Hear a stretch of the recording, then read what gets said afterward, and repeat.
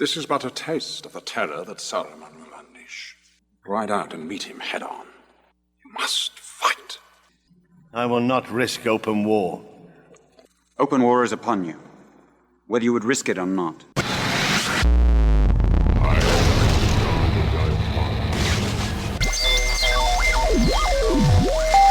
Welcome to the Christian Car Guy Radio Show. I say this calls for action, and now, nip it in the bud. Nip it in the bud. You got to nip it in the bud. When I lose my way and I forget my name, remind me who I am.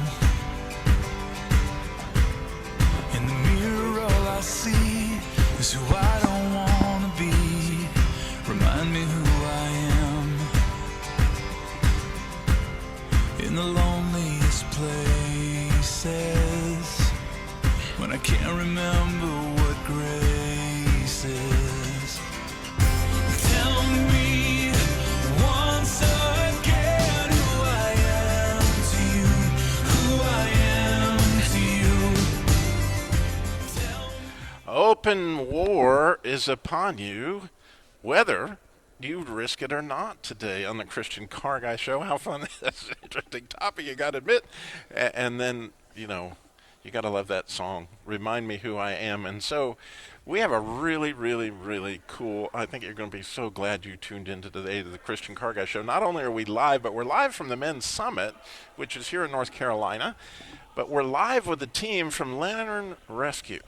Now, some of you that are listening to the Truth Network are very familiar with Lantern Rescue and what they do in the sex trafficking field, going around the world, helping out in this area. But some of you have never heard of it because you're not necessarily in the same network. So we have the team, Mark, Ren, TC, and Alan with us. One of the rare opportunities I get to do this. So I thought, well, how cool. We'll take them on the Christian Car Guy Show and go live. So if you've ever wondered about this stuff, and this team goes all over the world, rescuing people from this, and you're going to hear so many stories along those lines. And so, well, we'll just start off with Ren. Yeah, so thank you so much for having us on today, Robbie. So we're with Lantern Rescue. It's an organization that travels the world and rescues victims of sex and human trafficking.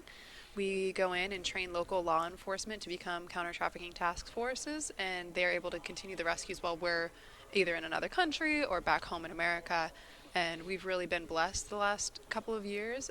Many doors have opened. We're operating in about 6 countries right now, and we've seen incredible growth and just amazing things happen. And countless victims are rescued every day. And it's really been amazing to be able to work with Robbie as well and spread our message through the Truth Network, and do God's work in this industry and help people. Yeah, that's so cool. And Mark, you guys have your own, this is a car show, so it's okay. We got some car stories. Like, can you imagine you're in some country? Take us there, Mark, to a short, We were just as a team talking before the show that we were trying to remember if we've ever had a vehicle that had air conditioning, first of all. And I know that we could put a pretty cool tape together of the sounds that all our cars make. And they are everything a mechanic and everybody on the Christian Car Guy Show would say, that car's not going to make it another 100 feet. All of our cars make all of those sounds in third world countries. So anyway, but yeah, we've broken down in the midst of operations. I'll just recall one, and maybe somebody wants to recall another one. I recall we are in the Caribbean area. It's the middle of the night. We're headed to a raid of a nightclub to extract some children, some victims. And, the car breaks down. It wasn't just a flat tire. TC can probably remember. It was like we were losing bolts and nuts and everything else, and here we are in pitch darkness, trying to strap this vehicle back together. And what did we use? We used duct tape, right? I know the whole wheel was coming off. Yeah, we used something. I mean, we used like duct tape and, chewing You gum. duct taped the Let's make it wheel? sound really cool. Stole some lug nuts from other people in places and pasture back together. Waved down some vehicles and took their stuff. So TC, it's easy for us to go, well, I've had a flat tire, but this situation, right? You got people that are going into harm's way. They need you, and so you guys fell behind. I mean, was there some communication that went through that? Barely communications. We were definitely in convoy. We had actually performed several ops, had taken some of the victims back, and we were headed back out into a pretty rough area. And we were held up for a bit. Yep. But one of our teammates was super good, and he, like we said, bubble gum and rubber bands and a little duct tape. And so Alan, if you were to see Alan, if you were sitting next to him like me, I get a chance to talk to Nikita Koloff, but this guy makes Nikita look like a small guy. So am I guessing they didn't need to jack up the car, that you just picked it up? Well, fortunately, they have tactical rocks, and that's what we more often than not use to get the vehicles up and on a stationary platform to change tires or whatever. And that is the truth. That is, you actually look for rocks to help jack up the vehicles over there. That's a good idea. That's really quite brilliant. It's like your own jack stands. You can drive right up on them. Well, it's not like it was an original idea. I only do it because I saw other people doing it on the way to these operations. You'll see somebody broke down along the road, and they'll have 5 rocks piled up and using a stick to jack the truck up with. And it's like, ooh, that's a good idea. so it does have value in it to pay attention to the area you're in and see how the locals operate. So how fun today. We are again at the Men's Summit here in North Carolina, where they are really talking today about Kingdom Men Activated. And so our hope through this show today, we'll talk about cars a little bit, but for the most part, we want to talk about what God is doing around the world. And you heard at the beginning of the show that scene from Lord of the Rings, where King Theoden doesn't want to risk open war, and he's told, open war is upon you. Will you risk it or not? Well, when you look in the full armor passage in Ephesians, 6, there's many times. I'm going to read it for you just real quick so that you track with me for a minute. It says, "Finally, my brethren, be strong in the Lord and the power of his might. Put on the whole armor of God, that you may stand against the wiles of the devil. For we don't wrestle against flesh and blood, but against principalities, against powers, against the rulers of this darkness of this age, against spiritual hosts of wickedness in heavenly places. Therefore, take up the whole armor of God, that you may be able to withstand the evil in the day, and having done all to stand, stand." So you might notice that the word stand comes in there several times. So open war is upon us spiritually, whether we risk it or not, and it really is around the world as our eyes are open more to sex trafficking and other things you might be becoming aware of in our country and stuff lately. That, wow, there's a lot of evil out there. It's seriously evil. So what's my role as a Christian as this open war is upon us, whether we'll risk it or not? And here, Paul is instructing us to pray, and very specifically to stand. Well, when you look at that word stand in Hebrew, it's a beautiful thing. It starts out with this yud, which literally means here's the hand of God, it's coming down. Okay, what do? You take hold of it, right? What has it got on it? Nail marks. It's got his blood. So as we take hold of God's hand, it's a really significant thing. So as you're standing, the first thing you're supposed to do is take hold of that nail scar hand. And the second thing is a tzaddik, which means righteousness. So when I look at these guys, as I'm blessed to be able to do, these guys stand and why are they able to stand? Because they know they're right. They know that you're not supposed to take little girls, little boys, or take them into slavery or sex slavery, or, they're standing there holding God's hand in righteousness. And then the last letter is this bet, which means the kingdom. So the kingdom is coming, and so look up, right? Where is it coming from? It's coming from heaven, okay? And so this word stand, if you can picture it with me, is that we're going to stand against the devil. We're going to stand against this evil, which is real, all over the world, coming up against the church. We're going to stand there holding God's hand in righteousness, in his righteousness, right? That hand comes with the blood. It's his righteousness we're standing in, and we're looking up because that's where our help comes from. Right, Mark? Yeah. In reading of that passage, I can't help but think of the team here. First of all, people often ask us, or ask me as well, like, are y'all in are you at war? Are you in war? And truly, we're in a war against human trafficking. But each one of us has been in a war since the day, we entered this earth. And that's what you're trying to describe there is people don't understand that, the devil and those things who fight against us, they want to destroy us, completely destroy us. And we are in a war. But particularly in that passage, it also has, it directs us to put on the full armor of God, right? Yeah. And we are four individuals who live a great majority of our lives wearing body armor. Okay, so when we read that passage, we have a real connection to it, okay? Because we know what armor does and how it should be put on and what it should address. Oh, how fun is this going to be? You don't want to miss this next segment. It's coming up. We are at the Men's Summit in Kernersville live today. The show is Open War is Upon You, whether you'll risk it or not, even in your car. Stay tuned. This is but a taste of the terror that Saruman will unleash. Ride out and meet him head on. You must fight. I will not risk open war. Open war is upon you, whether you would risk it or not. Tell me once again who I am to you, who I am to you. Open war is upon you, whether you would risk it or not. Today on the Christian Car Guy Show, we're so blessed, really, to be here live at the Men's Summit in Kernersville, where they are talking Kingdom Men Activated. And so as we wake up to the battle that's afoot and wake up to the evil that we are really born into, as Mark was just talking about, we have the team from Land and Rescue.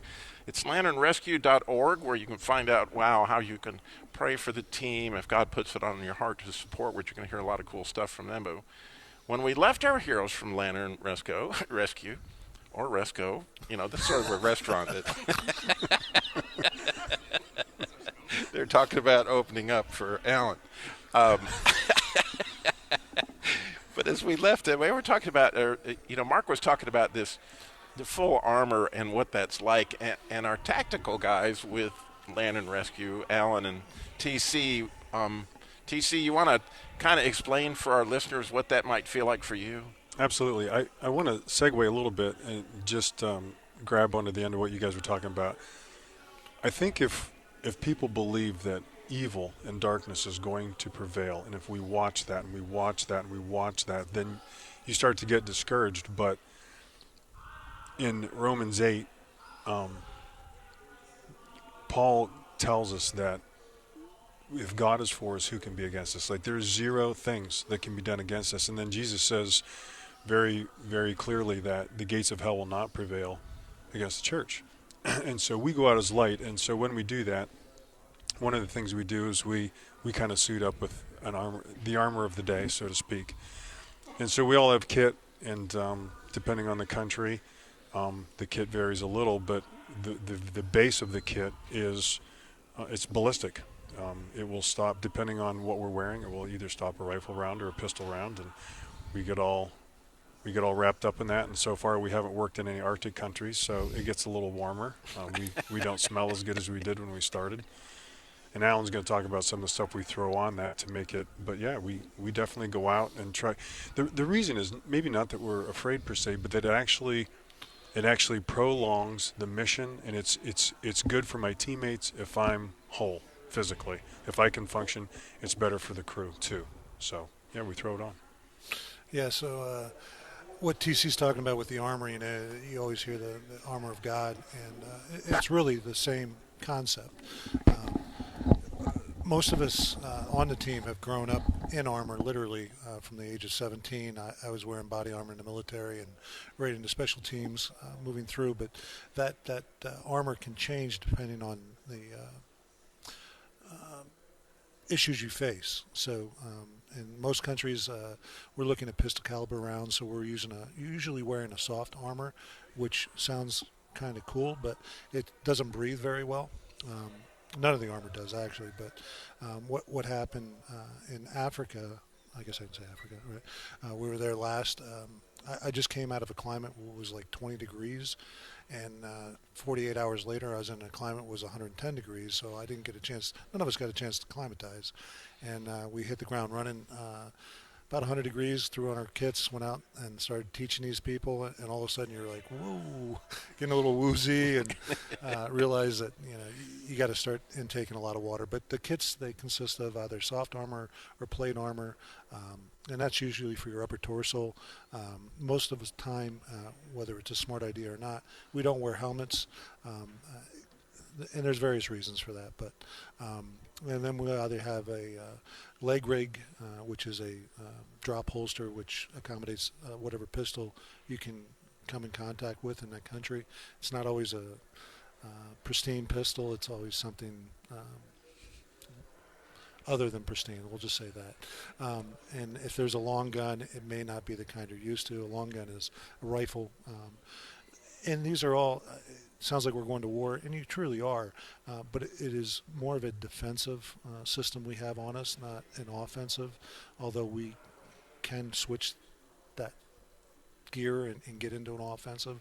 But we always go in and try to go in a less aggressive manner to these things, so we don't necessarily go in with guns drawn, but we do have that ability to go to those tools if they're needed. So one of the things I'd like to bring up is, we try to prepare ourselves as much as we can prior to going into these operations. But I don't know where I heard this at, but God doesn't always send the equip, but he equips those he sends. So when we find ourselves in these countries and we think we got everything covered, sometimes we don't, and we have to add to or take away from. But God always does equip us properly for whatever circumstances we're in. So. And from a spiritual aspect, when you think about that, as I'm just listening to you, I'm thinking, wow, if you weren't going up against a really enemy, like if you're not up against something serious, he wouldn't have you put on armor, right? It's going to weigh you down for no real reason. So, he's given us this stuff because there's a real enemy and there's real battle that's coming, and you're definitely going to need that, right? Oh, absolutely. That's just the physical armor that we're talking about, but there's the spiritual armor that he more often than not equips us with when we're there. When you get into these places that are very dark, you can have a tendency to be blinded by that darkness and lose your mindset on what it is that you're there for. And that's where God steps in and opens your eyes to see the girl in the corner, or not notice, the 5 other people that are partaking in other activities that are less than desirable. But he guides you spiritually to those areas that you need to be in when we're either on an operation in a club or a brothel, or in some cases the border. That was a whole different spiritual awakening on the border. We're used to working in those clubs and environments. It's very dark, very loud, and now we're on a border in a very specific country, and it's lit up, but now we're not used to that. So we're actually looking at people in the daylight that, it's a whole different dynamic, and he opens us up to recognize those things. And so we have a young lady with the team, Ren. Oh, we didn't get to her yet, but can you imagine, the armor, well, you got a second? Tell us a little bit about that. Which part?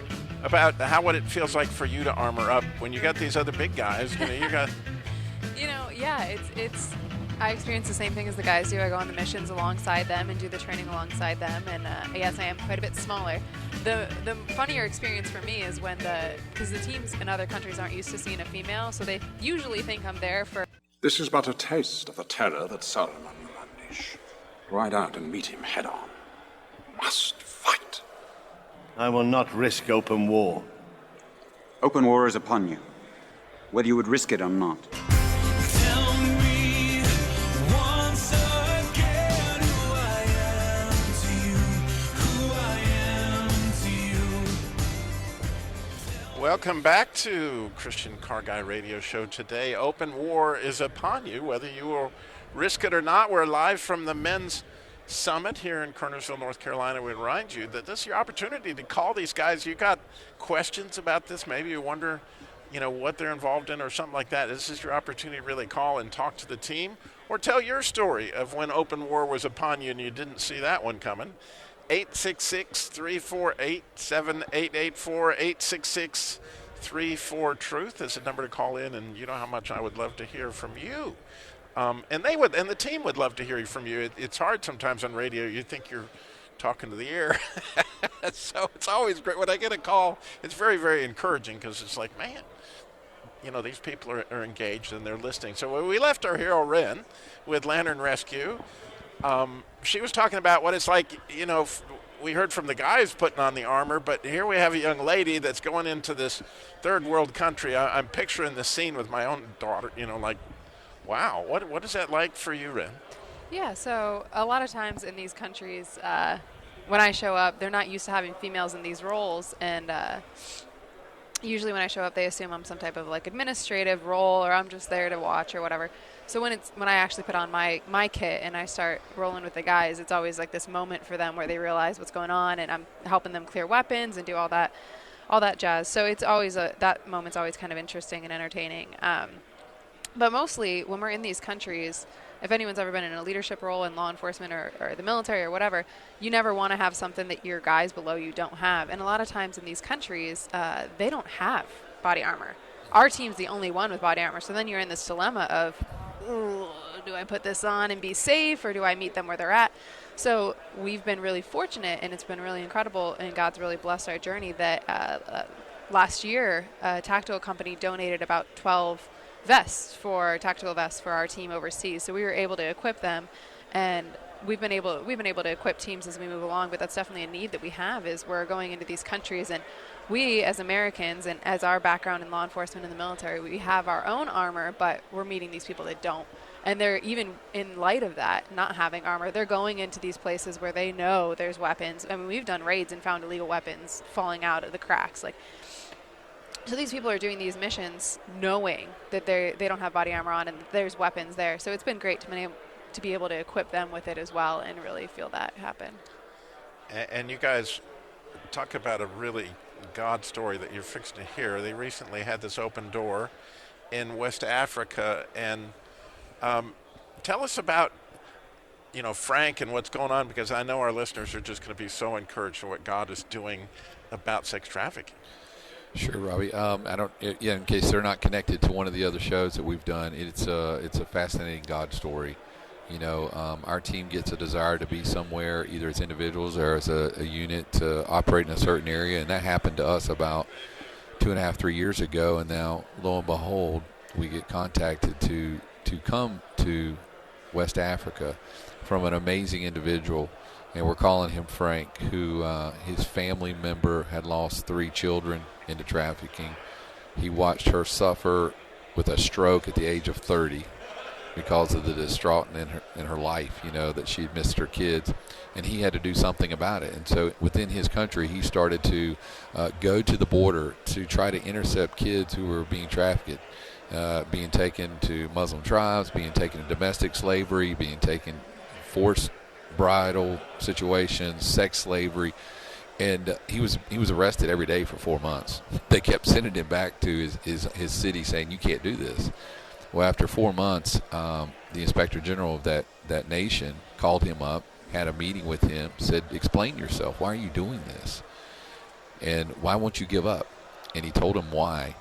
And their response was basically to say, "Listen, we've never done this, but we're going to put you as a civilian over our borders in the anti-trafficking effort of our country." And so now the very police who arrested him are now working under him, and in fact, his right-hand policeman that we met, who really, does a lot for the IG's office and him, was the guy who arrested him. And, he's not paid, so here he now has authority. He's just a well-meaning individual. He's got about 7 volunteers who are Christian pastors and other things who are also now going up to the border with him. But he has no money. He has no car. Okay, the vehicles they're all broke down. And he hears about us and learns through us through our network and also through the UN, and he contacts us. And long story short, we can't believe he's real. He can't believe we're real. We show up in country, and he tells us this is the greatest day of my life.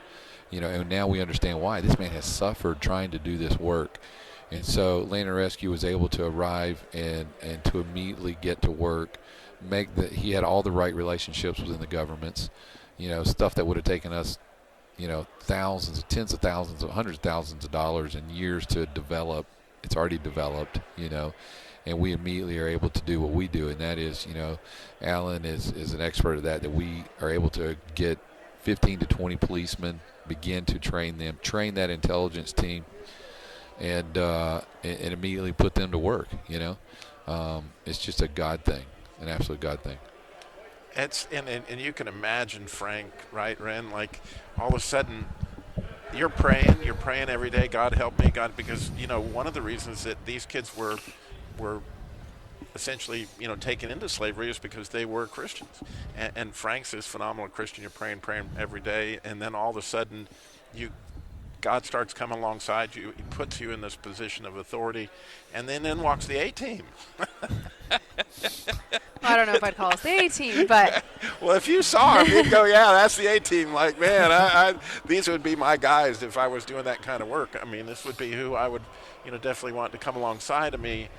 And you found yourselves right in this position of training, right, and equipping these people almost immediately, and fruit was just right around the corner. You guys weren't there for 48 hours, and you were out there working. Yeah, so the training and the missions developed very quickly, and that's always great to see, because they had the passion. We didn't have to instill that passion to rescue victims. They had all the gas in the world. They just didn't have a car to put it in. So that was where we came in, is they've got this passion and they've got this authority now at the border, and they're already doing these missions the best that they can, the best that they know how, but they're really just trying to stumble their way around and figure it out as they go. So that's where we came in, is we did the training, and we taught them the tactics and how to do investigations and how to communicate amongst their teammates and start databases on the traffickers and get these arrests happening and get the kids transitioned into aftercare. And yeah, it was really incredible.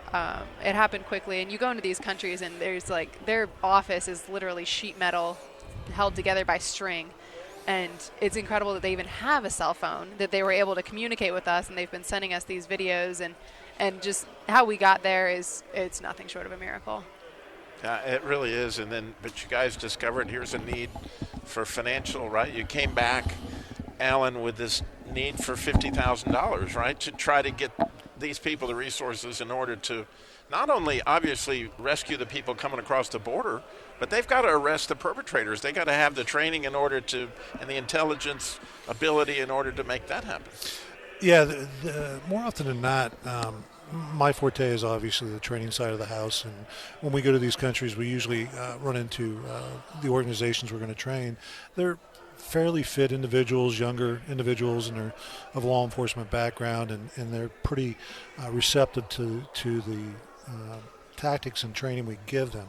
In this case, the first group I met that I was supposed to train, and I'll try and relate it to car perspective, was a broke down 69 Ford Dodge Dart, or whatever, but it was not the high-speed Corvette or Mustang, and I'm not negating these. These people have hearts that are bigger than mine, but one of the persons was basically a grandmother working on the border.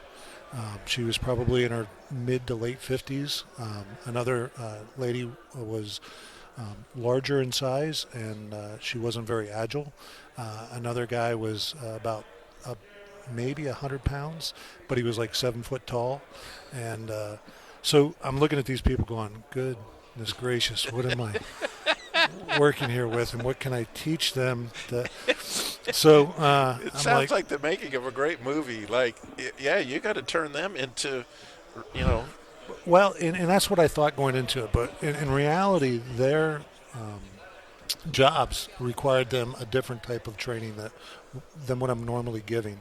So it was more getting into how to defend themselves against a aggressive individual that would not release a victim.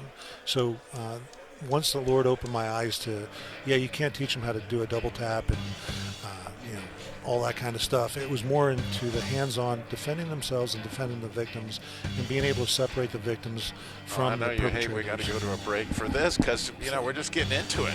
I mean, clearly. So when we come back, we got more from Land and Rescue live from the Men's Summit. This is but a taste of the terror that Saruman will unleash. Ride out and meet him head on. You must fight. I will not risk open war.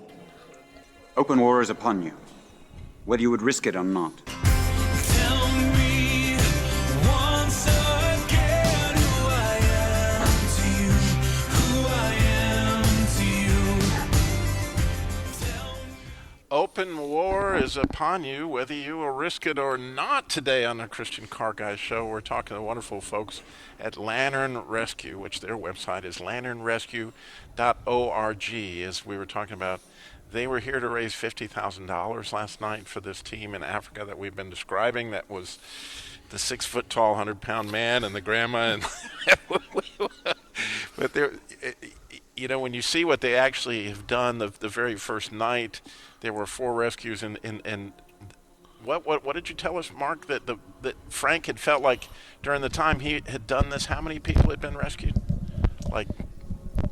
Well, in making efforts of his own, at first he was being arrested every day and then would go back up. Then when they gave him authority, he went at it the best way he knew, and they rescued about 500 kids in that year span. And he probably contacted us 8 months ago, about 8 months ago. So we were early on learning about his efforts, watching him and realizing he was like, I need help. I don't know completely what we're doing. But one thing he does really well, I will say, is the interrogation investigative part. He's excellent at it. I spent days purposely with him, watching him interrogate suspect, and then gain information from the victims. And we taught them further how to separate and what to do. But he does a really good job, mostly because of his heart. He's going to pursue it until he gets the truth. He is going to pursue it until he knows this child, is with someone properly or headed in the right direction. Yeah, it's so obviously there's needs for these people that are, needs for equipment, needs for vehicles, needs, for more training and simply a budget, because when you went there, Mark, right, he was at the end of his rope financially. Yeah, he had no funding and they were just volunteering. They had no vehicles, all of that. So, quickly the Lord provided a vehicle and some motorcycles for them through us initially, and then a God answer just that happened last night at this event. We presented our work internationally, and then specifically talked about West Africa.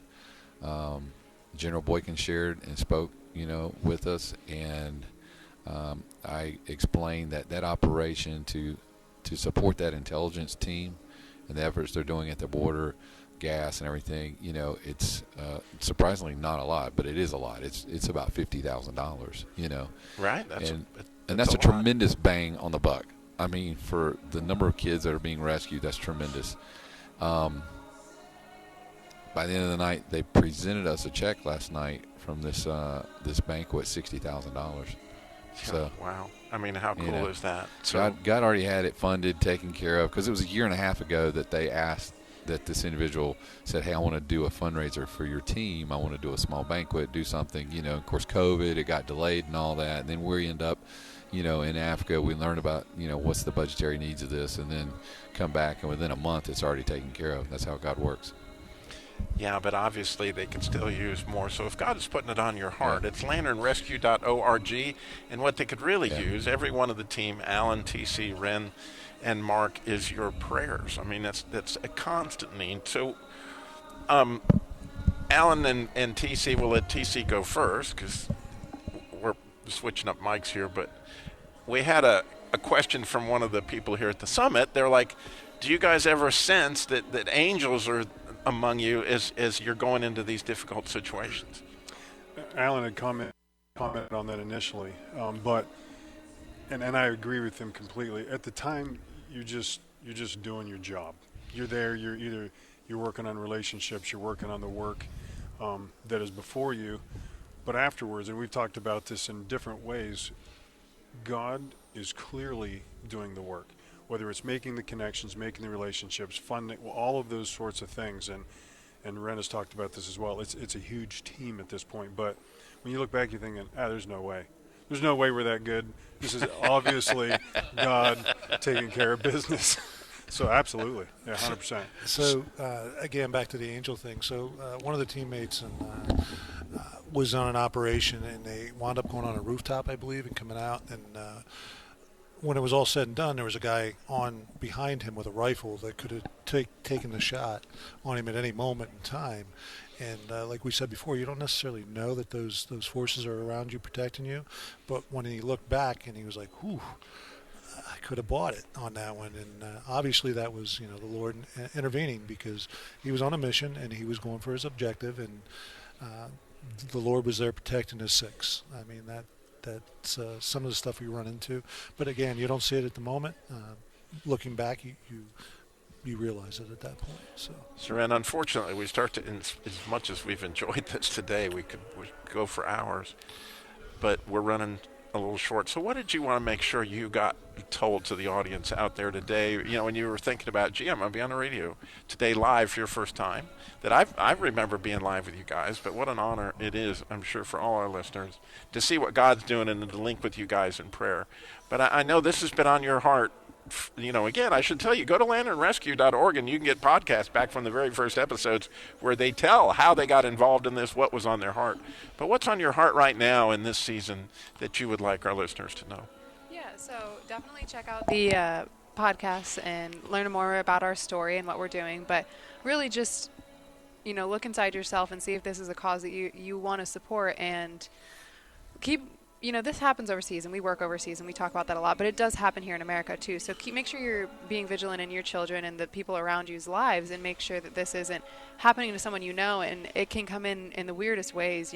Some boy at school that is trying to talk your daughter into being, he's their boyfriend and he's older and whatever.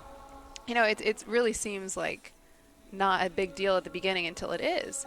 And, there's a huge prevalence of pornography that we're trying to fight constantly in the world. And that is really, really develops human trafficking and sex trafficking and absent fathers and lack of restrictions on phones and all this stuff that you don't think is a big deal. And you feel like you're overbearing when you're questioning the boyfriend or you're looking at the phone, but you're not. Like, you'd rather do that now and upset him than, a couple years later have to call us to come in and try to help you out. So just make sure that you're staying vigilant in your children's lives and in the people around you. And, if you're wrong, then you're wrong. But if you were right and you didn't say something, then, that's something you'll have to live with. Yeah, wow. And actually today at 1 o'clock, The Cure is going to be on with Amy Cabo. She is herself a horrible victim of all sorts of sexual abuse. She's going to have a show on that. It's going to be live. You can call in on that too, where she's actually talking about how you survive, because a big part of this, Alan, as you guys know, is, you got to rescue them, but sometimes they don't stay rescued.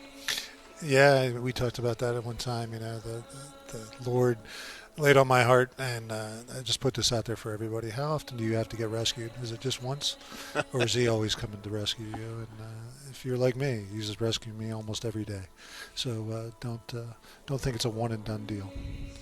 Yeah, and again, one of the beauties of what you guys do, Ren, from my perspective, is you're not only rescuing the people that are being trafficked, you're incarcerating the people that are doing the trafficking.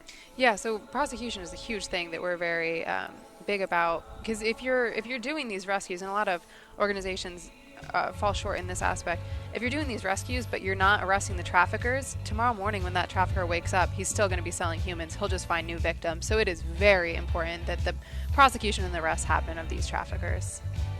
Yeah, and again, I know we're running out of time, so I got to tell people to slow down, because Jesus walked everywhere he went and got it all done in 33 years. But I wanted you to mention there's a website where people can go, about pornography, and this is one of the biggest, Yes. fronts that we're fighting. Yeah, so traffickinghub.org is where you can go and you can sign petitions and see where they're at in the movement to shut down those pornography sites that are using not only images of children, but also just pornography in general. It's a snowball that creates a lot more victims than you'd imagine. And it's called traffickinghub.org. Okay, their show, again, is lanternrescue.org. There you can listen to all those wonderful podcasts from the story. Actually, you can hear TC's wife and Alan's wife and Mark's wife and Ren's friends that help her